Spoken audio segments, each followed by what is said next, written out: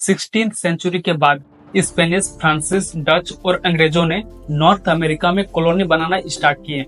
तो north America के जो इंडिजियस पीपल थे, यानी कि अमेरिका के मूल निवासी, इन्हें अब गुलाम बनाया जाने लगा। कॉलोनियल इकोनॉमी को डेवलप करने के लिए जबरदस्ती इन्हें काम पे लगाया जाने लगा। कुछ टाइम के बाद इन लोगों के बीच घातक बीमारी फैल जाती है और 18th सेंचुरी तक आते आते इनके पॉपुलेशन में काफी गिरावट आ जाती है। मूल अमेरिकी के बाद अब ये कंपनियां ब्लैक अफ्रीकियों को अपना टारगेट बनाते हैं।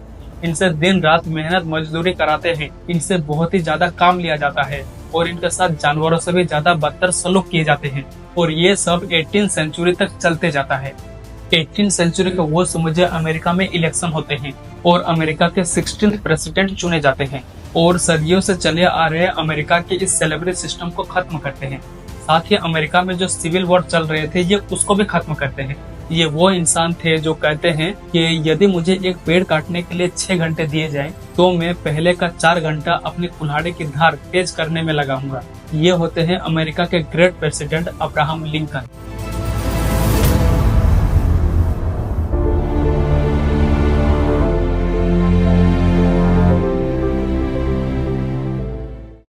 जनवरी 1809 को अमेरिका के केंटकी प्रोविंस के एक छोटे से गांव में एक बच्चे का जन्म होता है जिसका नाम होता है अब्राहम लिंकन। बचपन में ही लिंकन के मम्मी पापा की डेथ हो जाती है, जिसकी वजह से इनका पालन पोषण इनकी बड़ी बहन करती है। इनके फैमिली बैकग्राउंड स्ट्रांग नहीं होने की वजह से लिंकन अपनी पढ़ाई अपने मेहनत से करते हैं और फिर आगे चलकर एक वकील बनते हैं। 1854 का वो टाइम जब लिंकन सेकंड टाइम पॉलिटिक्स में एंट्री करते हैं। इस पॉलिटिक्स जर्नी के स्टार्टिंग में लिंकन बहुत से इलेक्शन में पार्टिसिपेट करते हैं। ये वो टाइम था जब लिंकन विंग्स पार्टी से जुड़े हुए थे, लेकिन कुछ टाइम बाद ये पार्टी खत्म हो जाती है।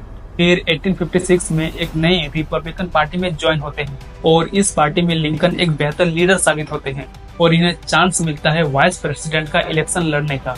लेकिन बहुत कम वोट मिलने की वजह से लिंकन ये इलेक्शन हार जाते हैं। पर इस इलेक्शन में लिंकन को एक बात क्लियर हो गया कि कंट्री को एक्चुअल में नीड किसकी है।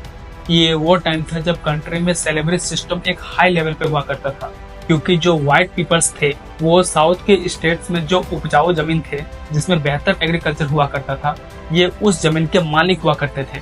ये अफ्रीका के ब्लैक पीपल्स को अपने खेतों में काम कराने के लिए बुलाते थे और फिर उन्हें दास बनाकर रखते थे। ईयर 1500 से 1900 तक अप्रोक्स 12 मिलियन अफ्रीकी ब्लैक पीपल्स को अपना घर छोड़ने के लिए मजबूर किया गया। 17th सेंचुरी का वो टाइम जब अफ्रीकी ब्लैक पीपल्स पर सबसे ज्यादा असॉल्ट हुई। इन्हें जंजीरों से बांध कर रखा जाता था, इन्हें खाने के लिए बहुत कम दिया जाता था और पीने के लिए पानी भी बहुत ही कम मात्रा में दिया जाता था। और अगर ये थोड़ी सी भी गलती करते तो फिर तो इन्हें सजा दिया जाता था। ये सारा सिस्टम अमेरिका के साउथ के स्टेट्स में चलते आ रहा था। वहीं नॉर्थ अमेरिकन स्टेट्स में ये सेलिब्रिटी सिस्टम धीरे धीरे खत्म होने को आया था। रीजन यह था कि नॉर्थ अमेरिका के स्टेट्स में इंडस्ट्रियल डेवलपमेंट होने लगे थे। कॉटन, वुलन फैब्रिक और लेदर्स के इंडस्ट्रीज में लोगों को काम मिलने लगा था। ज्यादातर काम मशीनरी सिस्टम से होने लगे थे, जिससे दासों और गुलामों का वैल्यू नॉर्थ अमेरिका में कम होने लगे थे। एक तरफ जहाँ नॉर्थ के स्टेट्स में इंडस्ट्रियल डेवलपमेंट हो रहे थे, वहीं साउथ के स्टेट में लोगों की इकोनॉमिक लाइफ एग्रीकल्चर पे बेस्ड थी और एग्रीकल्चर में मशीन का यूज बहुत ही कम होता था। इसलिए साउथ स्टेट के जमीन के जो ऑनर थे वे एग्रीकल्चर के लिए इस सेलिब्रिटी सिस्टम पे ही डिपेंड थे। इसलिए साउथ स्टेट के लोग ये कभी नहीं चाहते थे कि सेलिब्रिटी सिस्टम खत्म हो।